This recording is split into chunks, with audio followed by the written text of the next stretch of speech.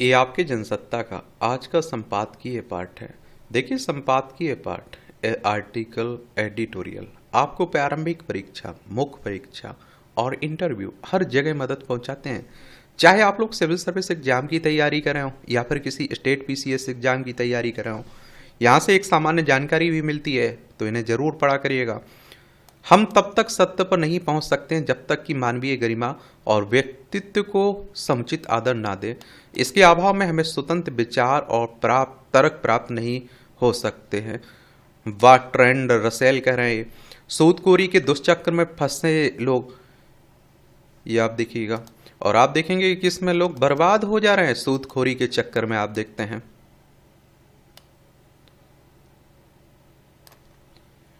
दे, दे में सूदखोरी एक ऐसी सामाजिक, देश में बात हो रही है, एक ऐसी सामाजिक आर्थिक समस्या है जो संस्थागत बैंकिंग तंत्र की सीमाओं, गरीबी और तत्काल वित्तीय आवश्यकताओं की वजह से गहरे जड़ें जमा चुकी है। सूदखोरी में उधार देने की प्रक्रिया औपचारिक वित्तीय लेन नियमन के दायरे से बाहर है, अत्यधिक ब्याज दरों पर आधारित है। मैंने कहा ना कि जो बिचौलिए होते हैं गाँवों की तरफ, आप देखेंगे वो आप देखते हैं कि 36 से 37% ब्याज लेते हैं, और वही बैंक लेते हैं 10 से 12%। ग्रामीण और पिछड़े क्षेत्रों में विशेष रूप से कृषि ऋण, आपातकालीन स्वास्थ्य व्यय और पारिवारिक आयोजनों की तत्काल आवश्यकताओं के समय अब औपचारिक ऋण सुलभ नहीं होता है। तब गरीब और निम्न मध्यम वर्ग के लोग गैर संस्थागत सूदखोरों पर निर्भर हो जाते हैं। राष्ट्रीय पति दर सर्वेक्षण कार्यालय के 17वें दौर के अनुसार ग्रामीण क्षेत्रों में 36% और शहरी क्षेत्रों में 17% परिवार गैर संस्थागत ऋण पर आश्रित थे। राष्ट्रीय अपराध रिकॉर्ड ब्यूरो की 2022 की रिपोर्ट के अनुसार ऋण न चुका पाने के कारण 5,554 आत्महत्याएं हुई हैं, जिनमें कई मामलों में गैर संस्थागत करदाता जिम्मेदार थे। ग्रामीण भारत में सूदखोरी के चलन में अक्सर यह शर्त शामिल होती है कि यदि ऋण समय पर वापस नहीं किया गया तो कर्जदार को अपनी संपत्ति का बैनामा करदाता के नाम करना पड़ेगा। कई बार सूदखोर ऋण देने के समय ही एक वापसी बेनामा है, रिवर्स डीड तैयार करा लेते हैं, ताकि ऋण की अदायगी न होने पर बिना अतिरिक्त कानूनी प्रक्रिया के तुरंत संपत्ति पर स्वामित्व का दावा किया जा सके। कर्ज अदायगी में विफलता केवल आर्थिक हानि तक सीमित नहीं रहती है, बल्कि कई बार कर्जदार को ऋण की राशि से कहीं अधिक मूल्य की संपत्ति गंवानी पड़ती है, और जिससे उसकी आर्थिक और सामाजिक स्थिति पर गहरा आघात पहुंचता है। राष्ट्रीय ग्रामीण जीवन सर्वेक्षण और विभिन्न राज्य सरकारों की भूमि विवाद रपटों के अनुसार यह स्थिति विशेष रूप से आर्थिक रूप से कमजोर और सीमांत किसानों के बीच अधिक विचलित हो पाई है। और ग्रामीण समाज में सूदखोरी का एक जटिल पक्ष यह भी है कि कर्जदार प्रायः अपने तबके के व्यक्तियों से ही ऋण लेते हैं, और इस तरह एक ही तबके के कुछ आर्थिक रूप से सक्षम व्यक्तियों का क्षेत्रीय समुदाय और अर्थव्यवस्था पर प्रभुत्व स्थापित हो जाता है। यह प्रभुत्व केवल आर्थिक नहीं, सामाजिक राजनीतिक रूप से भी स्थापित हो जाता है। राष्ट्रीय ग्रामीण विकास संस्थान और स्वतंत्र ग्रामीण अध्ययन रपटों के अनुसार जिन जातीय समूहों के पास अधिक आर्थिक नियंत्रण होता है वे स्थानीय चुनाव और राजनीतिक निर्णयों पर भी प्रभाव डालते हैं, और इस तरह करदाता का परोक्ष दबाव कर्जदार के मतदान रुझान को प्रभावित करता है, और इससे लोकतांत्रिक प्रक्रिया निष्पक्ष और स्वतंत्र नहीं रह पाती है। आर्थिक शोषण से उत्पन्न यह राजनीतिक प्रभाव ग्रामीण क्षेत्रों में सत्ता के केंद्रीकरण और सामाजिक असमानता को और गहरा कर देता है। ब्रिटिश शासनकाल में भी ग्रामीण ग्रस्तता एक प्रमुख चिंता रही है, जिसके परिणाम स्वरूप कृषि ऋण राहत कानून लागू करने पड़े। आज भी तमिलनाडु, महाराष्ट्र, उत्तर प्रदेश, मध्य प्रदेश और राजस्थान जैसे राज्यों में सूदखोरी, आत्महत्या, संपत्ति गंवाने और सामाजिक अपमान का 1% ग्रामीण आबादी औपचारिक बैंकिंग सेवाओं से वंचित है। और वित्तीय साक्षरता सर्वेक्षण 2020 के अनुसार केवल 27% भारतीय वयस्कों को वित्तीय सिद्धांतों की बुनियादी समझ, विवाह, बीमारी और किसी जैसे तात्कालिक खर्चों के लिए लोग सूदखोरों की मदद लेते हैं।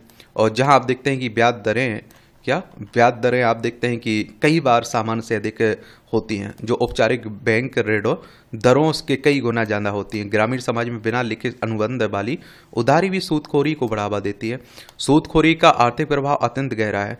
व्यक्ति मूलधन से कई गुना ब्याज चुकाने के बाद भी ऋण से मुक्त नहीं हो पाता और संपत्ति खो देता है।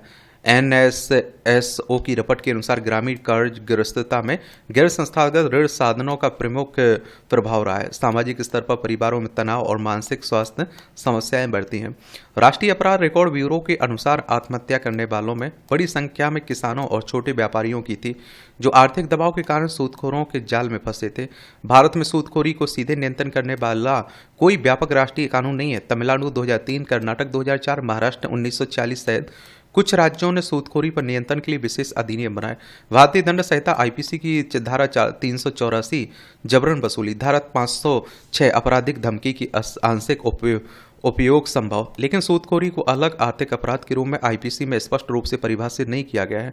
भारतीय रिजर्व बैंक का प्रत्यक्ष नियंत्रण केवल बैंकों और गैर बैंकिंग वित्तीय कंपनियों तक सीमित है, जबकि अनधिकृत ऋणदाता इसके दायरे से बाहर है। कानूनी प्रणाली में सबसे बड़ी बाधा यह है कि ऋण लेनदेन अनौपचारिक होता है और जिसके साक्ष्य के अभाव में न्यायिक कार्रवाई करने कठिन हो जाती है। इसके अलावा पुलिस और प्रशासनिक कमजोरी तथा भ्रष्टाचार भी कानून के प्रभावी क्रियान्वयन में बाधक है।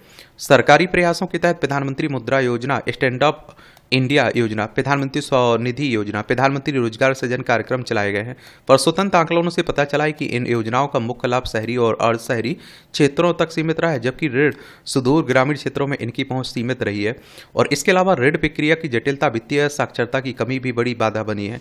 और आप बैंक में अगर आपकी जान पहचान नहीं है ना, सरकार कितनी भी योजनाएं लाए, अभी बैंक आप जाइए, आपको बैंक इतना परेशान करते हैं, मैं कह रहा हूँ 20,000 रुपये का लोन आपको लेने के लिए परेशान हो जाएंगे। और दूसरी तरफ आप देखिए बड़े बड़े जो घराने होते हैं वो 20,000 करोड़ लेके, कोई 13,000 करोड़ लेके गप कर जाता है।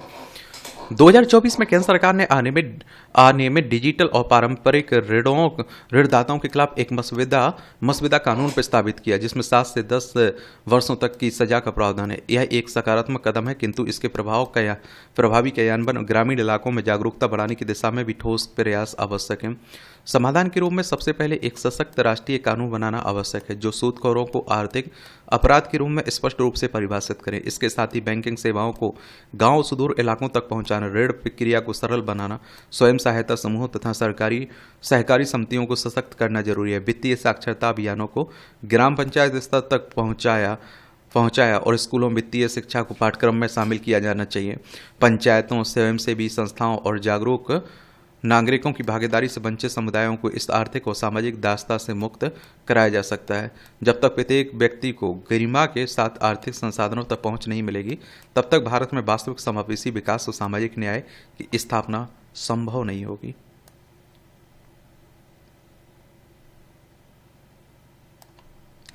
बदलते खेल खिलौने, ये आप देखिए पूरे साल की पढ़ाई के बाद बच्चों की स्कूल की छुट्टियां होनी शुरू हो गई है ना, इसके साथ ही शुरू हो गए हैं बच्चों के लिए मौज मस्ती के दिन। हालांकि इन छुट्टियों के बावजूद आजकल बच्चों पर स्कूल के काम का बोझ इस कदर लाद दिया जाता है कि उनकी छुट्टियों में आनंद के सुख आधा अधूरा रह जाता है, फिर वे उसी काम के लिए निर्वाह में व्यस्त रह जाते हैं। हमारी पीढ़ी के लोगों को याद आते हैं वे दिन जब गर्मी की छुट्टियों में हम तमाम खेल खेला करते थे। हमारे गांव, शहर और घर की गली में खेल खिलौने वाले अक्सर आते रहते थे। जब वे आते थे तो आते ही बच्चे इनकी बांसुरी की धुन पर मस्त हो जाते थे। कुछ बच्चे यह गाने भी लगते थे, आया रे खेल खिलौने वाला आया रे। और पर अब वे बांसुरी वाले नहीं आते हैं, अब वे तरह तरह के खिलौने वाले भी नहीं आते हैं जो अपने साथ झुनझुने या फिर लकड़ी के वाहनों या गुड्डे गुड़िया बेचने आते थे। अब हमारे खेल बदल गए हैं। अब हमारे हाथ में डिजिटल यंत्रों के छोटे पर्दे पर वीडियो गेम या फिर अन्य खेल हैं, और जिसमें आप देखिए हम और हमारे बच्चे गुम होते चले जा रहे हैं। पुराने समय में आप देखिए गलियों में बंद या फिर भालू का खेल दिखाने वाले आते थे, तब बच्चे क्या घर के बड़े भी इनको देखने के लिए बाहर आ खड़े होते थे। तब जो खेल दिखाए जाते थे उसमें आप देखिए बंदर इतना प्रशिक्षित होता था कि बच्चे तो पूरी दिलचस्पी से देखते ही रहते थे, बड़े भी हंसते खेलते वहाँ मौजूद रहते थे। और उसमें आप देखिए मदारी बंदर की ससुराल यात्रा, नौकरी पर जाना, खाना पकाना और बंदर बंदरियों का एक दूसरे से रूठना जैसे खेल दिखाता है। इसी तरह भालू के खेल के बीच कभी कभी बच्चों को उनके माता पिता भालू की पीठ पर बैठा देते थे। मगर अब तेजी से बदलते वक्त और उसमें खेल खिलौनों के बदलते स्वरूप के बीच इस तरह के खेल दिखाने और मनोरंजन करने वाले गाँव गली से गायब हो गए हैं। और इनके ना आने से जहां हम प्राकृतिक रूप से हमारे समाज में पलने वाले पशुओं के साथ अभ्यस्त होने या फिर उनके साथ से वंचित हुए, वहीं हम कुछ खेलों के माध्यम से हासिल होने वाली सीखों को भी भूल गए हैं। जब मदारी भालू या बंदर के रूठने पर उसे मनाता था तो हम हंसी हंसी में समझ आता था कि कोई अगर नाराज हो जाए तो उसे मजाक करके कैसे मनाया जा सकता है। पशुओं के भीतर भी संवेदनाएं होती थी, वे मानव व्यवहार की बारीकियों को सीखने की कोशिश करते थे। अब पशु, या आप देखिए, पशु पक्षियों को लेकर नए दौर में नई दृष्टि बन रही है, उनके जीवन के प्रति भी संवेदनशीलता बढ़ रही है। पशु अधिकारों का सवाल उभरने के साथ साथ बहुत कुछ बदल रहा है। कई बार पशुओं को पीड़ित करने के लिए जैसे मामले सामने आते हैं, उसमें आप देखिए उनके प्रति संवेदनशीलता की मांग स्वाभाविक ही है। इसके अलावा आप देखिए कभी कभी साइकिल पर या फिर पैदल कोई लंबे में बांसुरी, रसोई घर के सामान, डमरू, गुड्डे गुड़ियाँ आदि लाता था, तो हमने उसके माध्यम से खेल खिलौने में ही सही पर काफ़ी कुछ सीख जाते थे, जो आज हम गर्मी के दिनों में छुट्टियों के दौरान कक्षाओं में जाकर भी नहीं सीख पाते हैं। बांसुरी बजाने का तो आनंद ही कुछ अलग होता था। वैज्ञानिक रूप से यह हमारी सांस को साधने का भी साधन था। फिर जब कोई खिलौने वाला आता था तो उसके पीछे चिलचिलाती धूप में बच्चों का भागकर उसके पास आना या उसके पीछे दौड़ लगाना हमारे शरीर को वैज्ञानिक रूप से मजबूत ही करता था। बच्चों के साथ खेलते हुए मन मस्तिष्क में स्वस्थ रहने का सुयोग मिलता था। आज के बच्चे मोबाइल की स्क्रीन में गुम रहते हुए क्या क्या खो रहे हैं, और इस तरह उनके माता पिता भी बच्चों को किस भविष्य में जाने दे रहे हैं, इसका अंदाजा कुछ समय बाद लग सकेगा। कभी सांप को खेल दिखाने वाले आते तो बच्चों का मजा कुछ और ही होता है। सांप नेवली की लड़ाई, बीन पर सांप को नाचते दिखाना सपेरों का विशेष आकर्षण होता था। अभी सपेरे भी गायब हो गए हैं, और इससे बच्चों में डर में आनंद लेने या फिर डर से निपटने के तौर तरीके सीखने जानने की परंपरा भी खत्म हो गई है। पहले आप देखेंगे कि गर्मियों की छुट्टी में नाना के साथ जा रहे हैं आप, नानी के यहाँ जा रहे हैं, दादा दादी के यहाँ जा रहे हैं, वो कहानियां सुनाते थे, उनसे भी बहुत कुछ सीख मिलती थी। हालांकि मोबाइल पर बच्चे जरूरी सांप सीढ़ी का खेल लेते हैं, पर उसमें वह जीवंतता नहीं आ सकती है। कभी कभी कोई पक्षियों के खेल भी दिखाने वाला भी बच्चों को आप देखिए नजर आ जाता, तब वो तो बड़े बच्चे बन जाते हैं। इनको लड़ाने वाली नट जाति के लोग बाद में दूसरे खेल दिखाते हैं। छोटी सी लड़की को वांस पकड़ाकर उससे रस्सी के जब सहारे चलाते हैं तो बच्चों की सांस अधर में आ जाती। निश्चित रूप से यह छोटे बच्चों के जीवन को जोखिम में डालने उनके अधिकारों का सवाल है, लेकिन उस दौर में यही संसाधन थे। मदारी जमूरे का खेल बच्चों को इतना आनंद देता था कि घर, दालान के आसपास, नोहरे आदि में अन्य बच्चों के साथ यह खेल लेने लगते, और जब माता पिता या घर के दूसरे उन्हें ऐसा करके देखते तो उन्हें भी हंसी आ जाती। पर अब गली गली आने वाले खेल खिलौने वाले समाज से गायब से हो गए हैं, और बच्चों का बचपन मोबाइल्स में गुम होता जा रहा है एक तरह से। ये आप देखिए टिप्पणियाँ रहती हैं, देखना हुआ अगर तो देख सकते हैं आप लोग।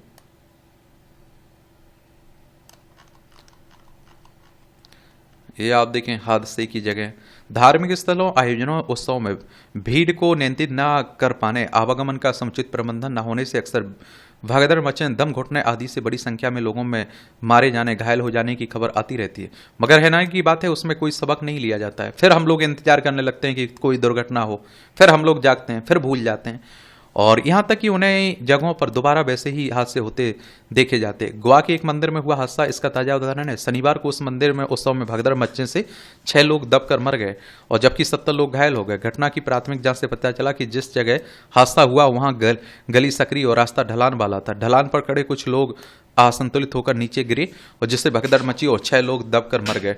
बताया जा रहा है कि उसी जगह ऐसी घटना पिछले वर्ष भी हुई थी, मगर गनीमत है कि उसमें कोई हताहत नहीं हुआ था। पुलिस का कहना है कि आयोजकों ने भीड़ को रोकने का प्रयास किया, लोगों से अपील की थी वे आगे ना बढ़े, मगर वे नहीं माने और यह घटना घट गई। हालांकि घटना का असल कारण जांच रिपोर्ट आने के बाद पता चल पाएगा, मगर प्राथमिक तथ्यों से जाहिर है कि मंदिर प्रबंधन भीड़ पर काबू करने में विफल रहा। वहां 40 से 50 हजार लोग इकट्ठा हो गए बताया जा रहा है। हालांकि यह कोई नया अनुभव नहीं है। ज्यादातर धार्मिक आयोजनों में हुए हादसों के पीछे मुख्य वजह उनके आयोजकों की लापरवाही होती है। कायदे से किसी भी आयोजन से पहले उसकी तैयारियों के बारे में पुलिस को बताना होता है, फिर वह उसी के मुताबिक सुरक्षा इंतजाम करती है, मगर ज्यादातर ऐसे आयोजनों में इसे लेकर लापरवाही बरती जाती है और मान लिया जाता है कि श्रद्धालु स्वयं नियंत्रित व्यवहार करेंगे, पर ऐसा हो नहीं पाता है। अधिकतर मंदिरों और धार्मिक स्थलों के आसपास की जगहें सक्रिय हैं। जो मंदिर जितना पुराना है वहाँ श्रद्धालुओं की आवाजाही के लिए उतनी ही कम जगह देखी जाती है। फिर उन रास्तों पर स्कूल, माला प्रसाद आदि बेचने वाले अपनी दुकानें लगाकर रास्तों को और सकरा बना देते हैं। गोवा के मंदिर में भी यही स्थिति देखी गई है। ऐसे में जब अफरा तफरी मचती है और किसी वजह से लोग अनिश्चित होते हैं तो उसमें लोगों के मारे जाने का खतरा बढ़ जाता है। ऐसे तथ्य आमतौर पर मंदिर के प्रबंधकों, उत्सव आयोजित करने वालों से छिपे नहीं होते हैं। जब उन्हें पता होता है कि श्रद्धालुओं की संख्या बढ़ रही है तो उनके प्रवेश करने और निकलने का समुचित प्रबंधन क्यों नहीं किया जाता है। हादसे के लिहाज से संवेदनशील जगहों पर स्वयंसेवकों को क्यों खड़ा नहीं किया जाता है, जो श्रद्धालुओं को सतर्क कर आगे बढ़ने का निर्देश दें। ऐसी घटनाओं को रोकने में कामयाबी ना मिल पाने, आयोजकों, मंदिर प्रबंधकों को जिम्मेदार न बना पाने का एक बड़ा कारण यह भी है कि ऐसे हादसे हो जाने के बाद प्रायः उनकी जवाबदेही तय नहीं की जाती है। आखिरकार पुलिस की जिम्मेदारी बनती है कि वह किसी भी आयोजनों में सुरक्षा मानकों की किसी भी रूप में अनदेखी को रोके, मगर हर हादसे के बाद जैसे इस तकाजे को भूला दिया जाता। असुरक्षित महिलाएं। समाज में महिलाओं के विरुद्ध हिंसा रोकने के कई कड़े कानून बनाए गए। जागरूकता कार्यक्रमों के समानांतर महिला सशक्तिकरण के लिए कार्यक्रम चलाए जाते हैं, मगर आज भी बड़ी संख्या में महिलाएं तरह तरह से हिंसा के शिकार हो रही हैं। अर्थव्यवस्था की चमकते आंकड़ों, विकास के दावों के बीच ऐसा क्या जो हमारे समाज में स्त्रियों के प्रति दृष्टिकोण मानस को मानवीय बना पाने में बाधक बना हुआ है। महिलाओं के खिलाफ घर से बाहर होने वाले अपराध निश्चित रूप से बेहद गंभीर समस्या है, लेकिन इससे त्रासद क्या होगा कि आज भी हमारे परिवार के ढांचे और व्यवहार में ऐसा बदलाव नहीं आ सका जो हमसे कम घरों की चार दीवारों के भीतर महिलाएं खुद सुरक्षित महसूस कर सकें। राष्ट्रीय महिला आयोग ने अपनी ताज़ा रिपोर्ट में बताया कि इस वर्ष उसे अब तक 7,698 शिकायतें मिली हैं, जिनमें से सबसे ज़्यादा संख्या घरेलू हिंसा, मारपीट और आपराधिक धमकी की है। सवाल है कि लंबे समय से चलाए जा रहे स्त्री पुरुष समानता और महिला सशक्तिकरण संबंधी कार्यक्रमों और अभियानों की दिशा क्या रही है। आज भी बड़ी संख्या में महिलाओं को घरेलू हिंसा का शिकार होना पड़ता है। यह समझना मुश्किल है कि किन्हीं वजहों से पिछड़ गए समुदायों की नहीं, आमतौर पर पढ़े लिखे सुसभ्य कहे जाने वाले लोगों के भीतर भी महिलाओं के खिलाफ अनेक दुराग्रह और संकीर्णताएं क्यों पलती रहती हैं। यह न केवल समाज के भी स्तर पर एक बड़ी नाकामी का सबूत है, बल्कि कानून व्यवस्था के भी कमजोर होने का सूचक है। समाज में आपराधिक सोच का हिंसक शकल अख्तियार कर लेती है। यह किसी को पता नहीं चलता है कि जाहिर है कि महिलाओं के विरुद्ध अपराधों पर लगाम लगाने के लिए बने कानूनों को जहां सख्ती से लागू किया जाने की जरूरत है, वहीं सबसे ज़्यादा जोर लोगों की सोच में बदलाव पर भी दिया जाना चाहिए, और जिसकी वजह से कोई व्यक्ति या उसका परिवार महिला से संवाद करने के बजाय हिंसक रोक अपना लेता है। और इस तरह से आप देखेंगे कि आज की जनसत्ता में जो महत्वपूर्ण आर्टिकल हैं उनकी कहानी कवर होती है। आप लोग पढ़ते रहिए, एंजॉय करते रहिए। आपका कोई सवाल हो मेरे लिए तो सुझाव हो तो ज़रूर आप लोग बताया करिएगा। धन्यवाद।